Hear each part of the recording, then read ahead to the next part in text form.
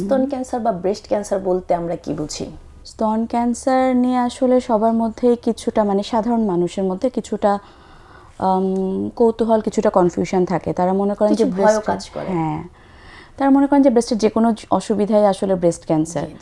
তো সাধারণভাবে ক্যান্সার বলতে আমরা যেটাকে বুঝি যে কোষগুলো সাধারণভাবে যেভাবে বাড়ে তার থেকে নিয়ন্ত্রণ হারিয়ে যদি বেশি বেড়ে যায়, হ্যাঁ, তখন যদি কোনো মাংসপিণ্ড বা কোনো চাকার মতো হয়ে যায় সেটাকে আমরা টিউমার বলি। হ্যাঁ হ্যাঁ হ্যাঁ, লাম্পকে আমরা টিউমার বলি।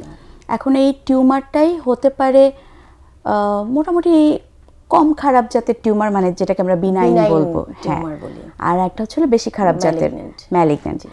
তো ক্যান্সার বলতে আমরা সাধারণত এই ম্যালিগন্যান্ট টিউমারগুলোকেই বোঝাই।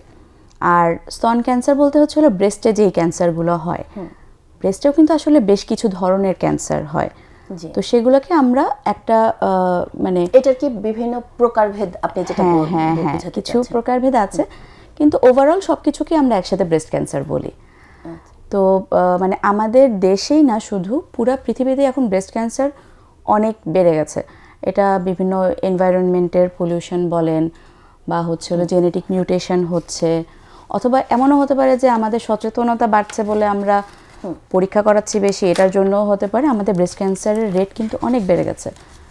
এমনকি বলা হয় যে প্রতি 8 জন মহিলার তার জীবদ্দশায় একজনকে পাওয়া যাচ্ছে ব্রেস্ট ক্যান্সার পাওয়া যাবে তার জীবদ্দশায়, কখনো না কখনো। আসলে খুব গুরুত্বপূর্ণ এবং চিন্তারও বিষয়। মানে প্রতি 8 জন যদি রেশিও করে তার মধ্যে একজন থাকছে, আপনারা যেভাবে পাচ্ছেন আর কি ক্লিনিক্যালে।